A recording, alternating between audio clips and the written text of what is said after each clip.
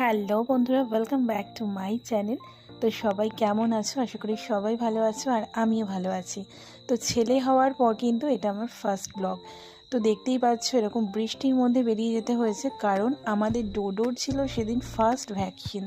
তো আমরা ভীষণ টেনশনে ছিলাম, বিশেষ করে আমি ভীষণ টেনশনে ছিলাম। আর ডোডোর বাবা তোমাদের দাদাভাইকে বলেই দিয়েছিলাম যে আমি কিন্তু ভ্যাকসিন দিতে যেতে পারি, দেওয়াতে যেতে পারি, বাট আমি কিন্তু সামনে থাকতে পারবো না। তো সেই রকম একটা শর্ত করেই নিয়ে যাওয়া হয়েছিল।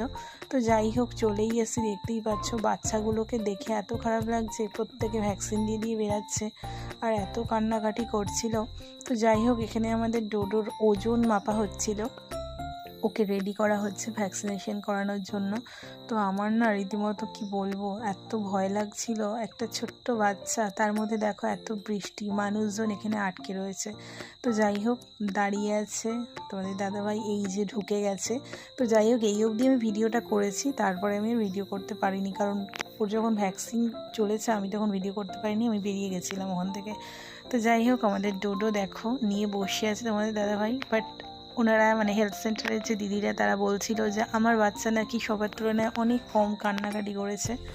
তখন আমি ওনাদের একটা কথাই বলেছিলাম যে ওর সহ্য ক্ষমতাটা হওয়াটা স্বাভাবিক, কারণ ওর মা প্রচুর কষ্ট করে ওকে এই পৃথিবীতে নিয়ে এসছে। তো ওর সহ্য ক্ষমতা হবে না তো হবে কার। তো যাই হোক, তোমাদেরকে সেই গল্প আর একদিন বলবো, যে আমি 10 বছর পর মা হয়েছি, এটা আমার কাছে একটা চরম পাওয়া। তো চলো, এতটাই থাকলো আজকে, টাটা সবাইকে।